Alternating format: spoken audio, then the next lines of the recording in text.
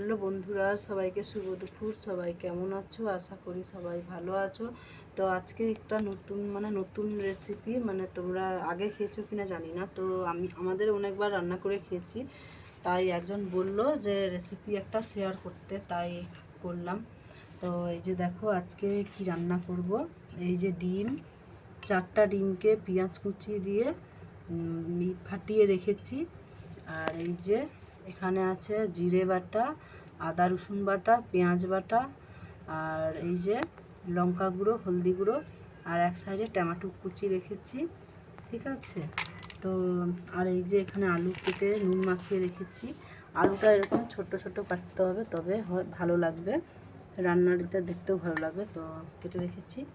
আর এই যে মশলার জল। তো এবার আমি গ্যাসটা অন, তো কড়াইতে তেল দিয়ে দিয়েছি। এবার তেলটা তেবে গেছে, এবার ডিমগুলোকে এরকম ছেড়ে দিচ্ছি। এইভাবে ডিমটা দিয়ে খুন্তি দিয়ে নেড়ে নেড়ে এটাকে ভুজে যাকে বলে এরকম বানাবো।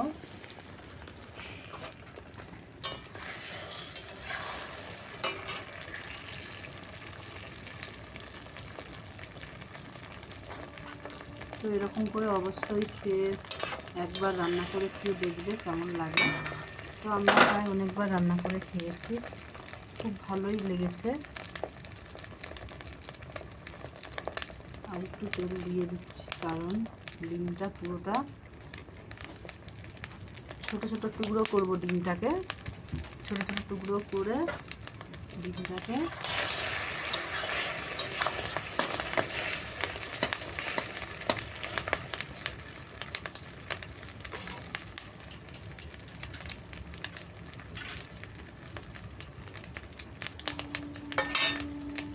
এটাকে রাখার জন্য থালাটাকে গুছিয়ে নিচ্ছি।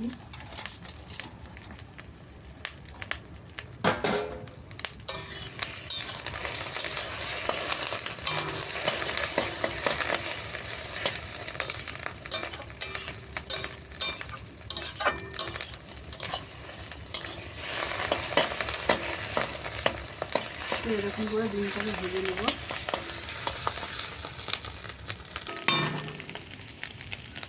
তো দেখো এবার ডিমটা ভাজা হয়ে গেছে। এবার নামিয়ে রাখবো ডিমটাকে, এরপরে আলুটা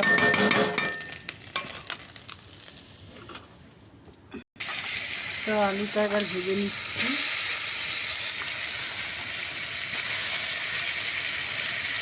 আলুটাকে ভালো করে ভেজে নেব। তো আমার আলু ভাজা হয়ে গেছে। এবারে তরকারিটা তুলব, এর সঙ্গে মিশিয়ে একদম ডিমের সঙ্গে রেখে দিয়েছি, কারণ একসঙ্গে তরকারিটা তুলব। আলাদা করে রাখলেও হতো, তো ভুলে রেখে ফেলেছি, কিছু করার নেই। তো একসঙ্গে রাখলেও হবে, আলাদা করে আলুটা কষালেও হবে। ঠিক আছে। তেল দিয়ে দিয়েছি।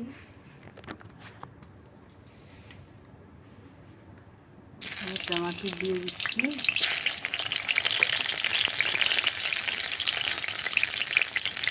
এরপরে পরিমাণ মতো নুনটাও দিয়ে দেবো, কারণ এরপরে আর নুন যদি কম পড়ে তাহলে দেবো, নাহলে দেবো না। এবার একটু এটাকে মশলাটাকে ভালো করে টমেটোর সাথে ভেজে নেব।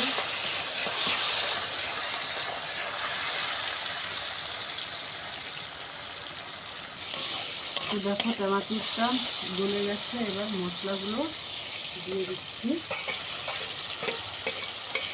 মশলাটাকে দিয়ে একটু নেড়ে একটু হাই স্পিড দিয়ে দিচ্ছি। ভালো করে নেড়ে চেড়ে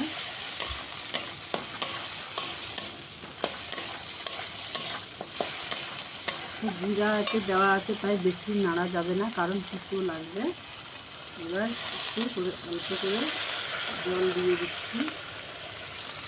তো জিরে বাটা দেওয়া আছে, তার জন্য বেশি নাড়লাম না, কারণ বেশি নাড়লে তেতো হয়ে যাবে, তার জন্য।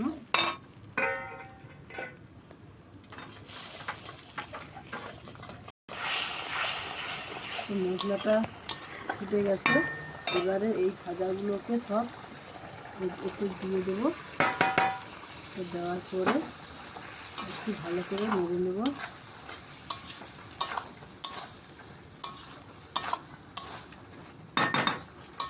ভালো করে মশলাটা যাতে সব দিকটা ভালো করে তারপরে এরকম পরিষ্কার করে তার মধ্যে একটা ঠান্ডা চাপা দিয়ে দেবো একটুক্ষণ। তো এবার চাপা খুলে একটু নেড়ে নেব, দিয়ে এবার এই মশলা জলটা এর মধ্যে দিয়ে দিচ্ছি। একটু পরিমাণ মতন দেবো, কারণ আলুটা সেদ্ধ হবে একটু। দিয়ে পুরো একদম মাখো মাখো থাকবে, একটু জল থাকবে না বেশি। দিয়ে একটু নেড়ে নেব।